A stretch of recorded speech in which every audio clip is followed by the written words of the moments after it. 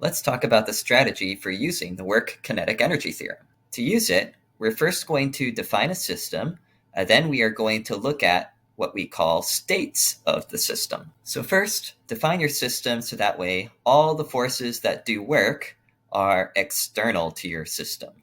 Or if you want, just take all the forces that are doing anything and make them external to your system. Any forces that are acting on the objects of interest, make them external to the system and leave your objects inside the system. Then choose two states of interest for that system. So a state is simply your system at a particular moment of time and the various quantities associated with that system at that moment of time. For an example, if you have an object sliding on the ground, then your object at the beginning of sliding, that could be the initial state. Your object at the end of sliding, that could be the final state. But you can make the state to be any 2 points of your object's motion. So after your object has slid 1 meter, that could be one state. And after your object has slid 2 meters, that could be another state, even though your object slides a full 5 meters. You can choose your 2 states however you want. Your states are your system at a particular moment of time, and you think about the quantities of your system at that moment of time. And as an example, 2 points of an object's motion where your object is the system.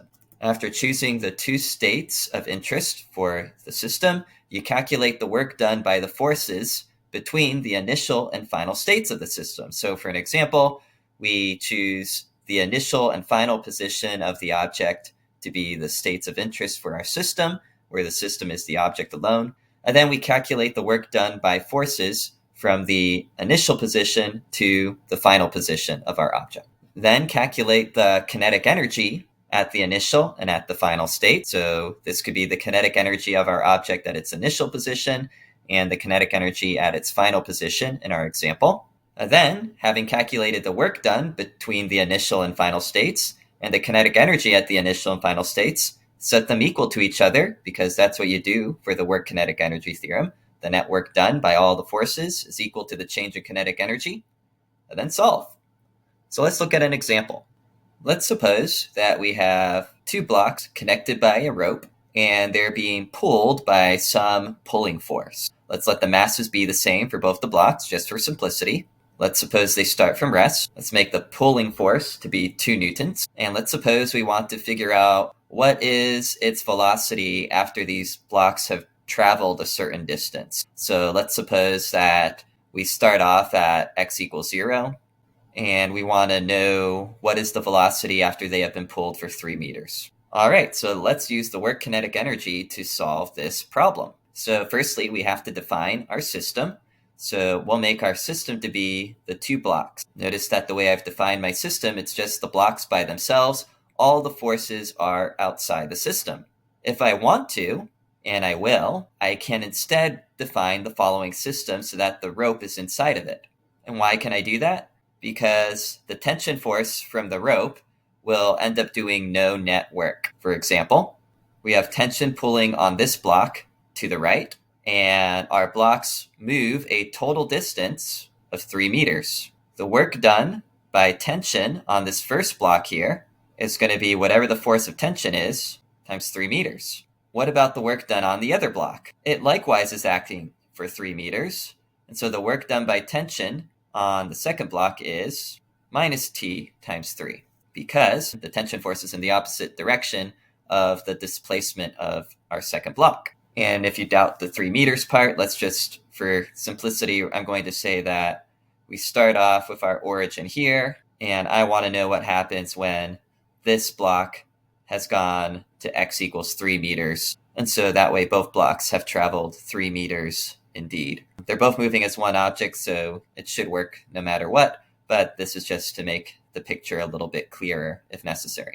All right, well then, what is the net work done by tension on the objects in our system? Well, the work for tension on object 1 plus the work for tension on object 2 is going to be equal to 3t minus 3t is equal to 0. The net work done by these forces is 0. So I could put them outside my system if I want, but they're not going to contribute any work. So let's just include them in the system anyway, because the work done by them is going to be 0. It doesn't matter which way you do it, but let's continue on. We have the work done by the pushing force is going to be Fp times d, because the pushing force is acting on block 2 over here. It is not acting on block 1.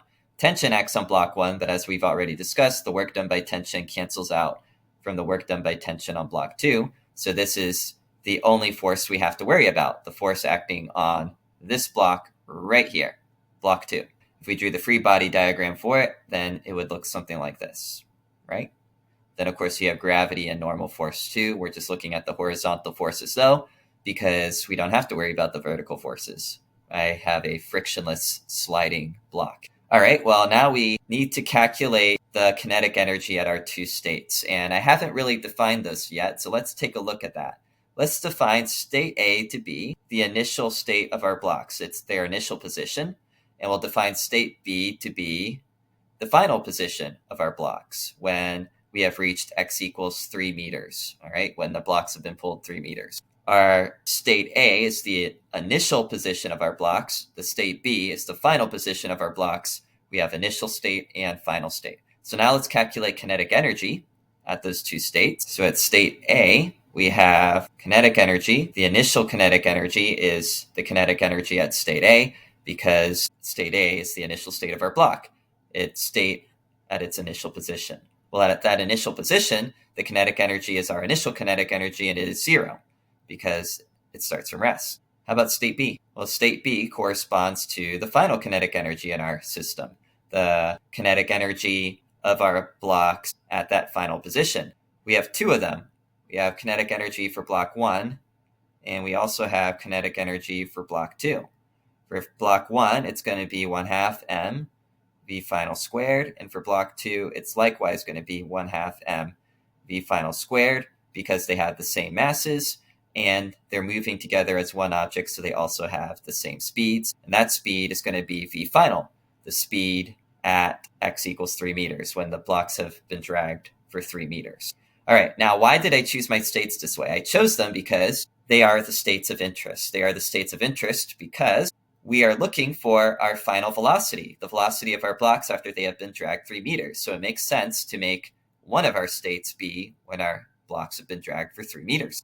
But we know information about our blocks before they start being dragged for 3 meters at their initial position.